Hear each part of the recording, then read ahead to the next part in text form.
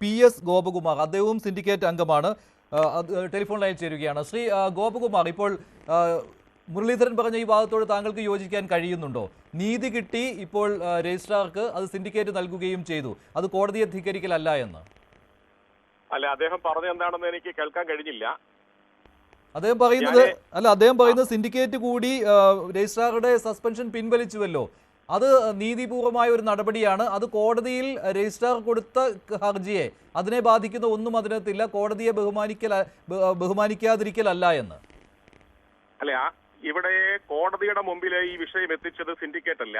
ബഹുമാനപ്പെട്ട വൈസ് ചാൻസലറുടെ നടപടിക്കെതിരായിട്ട് കേരള ഹൈക്കോടതിയുടെ ഹർജി ഫയൽ ചെയ്തിട്ടുള്ളത് രജിസ്ട്രാറാണ്. അദ്ദേഹത്തിന്റെ കേസിന്റെ മെറിറ്റ് പ്രഥമദൃഷ്ട്യാ പരിശോധിച്ചതിന്റെ അടിസ്ഥാനത്തിൽ മെറിറ്റ് ഉണ്ട്, അല്ലെങ്കിൽ സസ്പെൻഡ് ചെയ്യാൻ വൈസ് ചാൻസലർക്ക് അധികാരമുണ്ട് എന്നുള്ള പ്രാഥമികമായിട്ടുള്ള കണ്ടെത്തലിന്റെ അടിസ്ഥാനത്തിലാണ് രജിസ്ട്രാറുടെ സ്റ്റേ വേണമെന്നുള്ള ആവശ്യം നിരാകരിച്ചത്. നമുക്കറിയാം. ആ സാഹചര്യത്തിൽ കേസിന്റെ വിശദമായ പരിശോധനയ്ക്ക് വേണ്ടിയിട്ട് ഇന്ന് ബഹുമാനപ്പെട്ട കേരള ഹൈക്കോടതി ആ കേസ് പരിഗണിക്കാനിരിക്കുകയാണ്.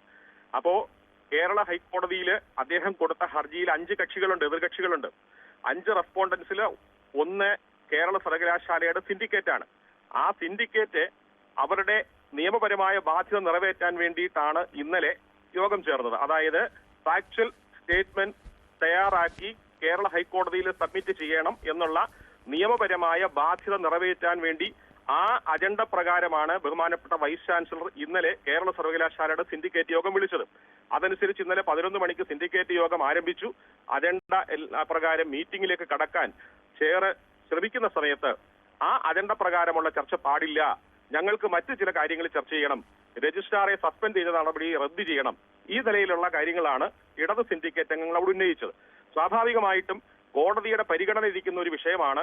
അതുകൊണ്ട് ഇത് നമുക്കിപ്പോൾ ചർച്ച ചെയ്യാൻ സാധിക്കില്ല. അത് നമുക്ക് അടുത്ത സിൻഡിക്കേറ്റ് യോഗം വിളിച്ച് ചർച്ച ചെയ്യാം. അദ്ദേഹത്തിനെതിരെ നടപടി തുടരണോ വേണ്ടയോ, തുടർ നടപടികൾ എന്താണെന്ന് തീരുമാനിക്കാനുള്ള അധികാരം പൂർണ്ണമായിട്ടും സിൻഡിക്കേറ്റിലാണ്. അപ്പോ സസ്പെൻഡ് ചെയ്യാനുള്ള അധികാരം സിൻഡിക്കേറ്റിനാണ് എന്ന് നമ്മൾ പറയുമ്പോൾ തത്വത്തിൽ അത് തന്നെയാണ് ശരി. പക്ഷേ സിൻഡിക്കേറ്റിന്റെ അധികാരം സിൻഡിക്കേറ്റ് യോഗം ചേരുമ്പോഴാണ്. സിൻഡിക്കേറ്റ് ചേരാത്ത സമയത്ത് സ്റ്റാറ്റ്യൂട്ട് പ്രകാരം 10-14 പ്രകാരം വൈസ് ചാൻസലറാണ് ആ അധികാരം. ആ അധികാരം ഉപയോഗിച്ചുകൊണ്ടാണ് അദ്ദേഹം രജിസ്ട്രാറെ സസ്പെൻഡ് ചെയ്തത്. അതിന് സ്റ്റേയും കിട്ടിയില്ല. നിയമപരമായി പ്രാഥമികമായിട്ട് അദ്ദേഹത്തിന്റെ സസ്പെൻഷൻ നടപടിക്ക് കോടതി കൂടി അംഗീകാരം കൊടുത്തിരിക്കുന്നു എന്ന് വേണം പരിഗണിക്കാൻ. അങ്ങനെ അംഗീകാരം കൊടുത്തിട്ടില്ല, സ്റ്റേ കിട്ടിയില്ല എന്നുള്ളത് അംഗീകാരം കൊടുത്തു എന്ന് വ്യാഖ്യാനിക്കാൻ പറ്റില്ലല്ലോ. അല്ല, പ്രഥമ ദൃഷ്ട്യാ സ്റ്റേയ്ക്കാണല്ലോ പോയത്. സ്റ്റേയ്ക്ക് പോയി സ്റ്റേ കിട്ടിയില്ല എന്ന് പറയുമ്പോൾ ആ സസ്പെൻഷൻ തുടരുകയാണല്ലോ. സസ്പെൻഷൻ അദ്ദേഹം അംഗീകരിച്ചു.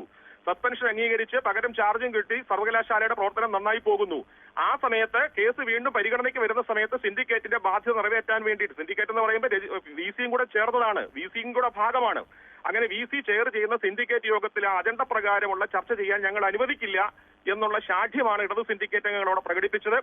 ആ ശാഠ്യം തുടരുകയും യോഗം തുടരാൻ പറ്റാത്ത സാഹചര്യം വരികയും ചെയ്യുമ്പോൾ യോഗം ഡിസോൾവ് ചെയ്യുന്നു എന്ന് പ്രഖ്യാപിച്ചതിന് ശേഷം ചെയറിലിരുന്ന വൈസ് ചാൻസലർ ചേംബറിലേക്ക് പോയി. പല അംഗങ്ങളും വേദി വിട്ടുപോയി. അതിനുശേഷം ഒരു വിഭാഗം സിൻഡിക്കേറ്റ് അംഗങ്ങൾ അവിടെ ഇരുന്നിട്ടാണ് എന്തോ തീരുമാനിച്ചതായിട്ട് പുറത്തു വരുന്നത്. മാധ്യമങ്ങളിൽ കൂടിയാണ് പിന്നീട് ഞങ്ങൾ അറിയുന്നത്. അങ്ങനെ നിശ്ചയിച്ച യോഗം പിരിച്ചു വിട്ടതിന് ശേഷം വീണ്ടും ഒരു യോഗം ചേരണമെങ്കിൽ അതിന് അജണ്ട നിശ്ചയിക്കണം. ആ അജണ്ട വൈസ് ചാൻസലർ അംഗീകരിക്കണം. ആ അജണ്ട വൈസ് ചാൻസലർ അംഗീകരിച്ചതിന് ശേഷം വൈസ് ചാൻസലറുടെ അധ്യക്ഷതയിലാണ് യോഗം ചേരേണ്ടത്. ഇനി സ്റ്റാറ്റ്യൂട്ട് 6 പ്രകാരം വേറൊരാൾക്ക് ചാർജ് കൊടുക്കുന്നു എങ്കിൽ അത് വൈസ് ചാൻസലറുടെ അറിവും സമ്മതവും വേണം. അല്ലാതെ കുറച്ച് സിൻഡിക്കേറ്റ് അംഗങ്ങൾ ഒരിടത്ത് യോഗം ചേർന്നിട്ട് കൂടിയിരുന്നിട്ട് ഞങ്ങൾ ഇതൊക്കെ തീരുമാനിക്കുകയാണെന്ന് പറഞ്ഞാൽ ഭരണഘടനയാണല്ലോ എല്ലാവരും പറയുന്നത്. മുരളീധരൻ, ഇതാണ് ഇപ്പോൾ ബി.ജെ.പി പ്രതിനിധി കൂടിയാണ് അദ്ദേഹം, ശ്രീ ഗോപകുമാർ. ശ്രീ മുരളീധരൻ, 2 കാര്യങ്ങളാണ്. ഒന്ന്, കോടതി സ്റ്റേ നൽകിയിരുന്നില്ല, KS അനിൽകുമാറെ സസ്പെൻഡ് ചെയ്തതിന് സ്റ്റേ നൽകിയിരുന്നില്ല. അപ്പോൾ സ്വാഭാവികമായിട്ടും അദ്ദേഹം സസ്പെൻഷനിൽ തന്നെയാണ്. പിന്നെ ശരി, സിൻഡിക്കേറ്റ് യോഗം കൂടി അദ്ദേഹത്തിന്റെ സസ്പെൻഷൻ പിൻവലിക്കുന്നു എന്ന കാര്യം അംഗീകരിക്കണമെങ്കിൽ വൈസ് ചാൻസലറുടെ സാന്നിധ്യം അവിടെ ഇല്ലായിരുന്നു. ഈ സിൻഡിക്കേറ്റ് യോഗം പിരിച്ചുവിട്ടതിന് ശേഷമാണ് ഇങ്ങനെയൊരു തീരുമാനം എടുത്തതായിട്ടുള്ള പ്രഖ്യാപനം വരുന്നത്. വൈസ് ചാൻസലർ ഇല്ല അതിൽ. ശരി ഗോപകുമാർ, ഇത് മുരളീധരന്റെ വാദമായിരുന്നു. അദ്ദേഹം ഇടത് സിൻഡിക്കേറ്റ് അംഗമാണല്ലോ. അവർ പറയുന്നത് സിൻഡിക്കേറ്റ് യോഗം നിയമപരമായി തന്നെയാണ് ചേർന്നത്, അതുകൊണ്ട് തന്നെ കോടതി ഇക്കാര്യം അംഗീകരിക്കുമെന്നാണ്.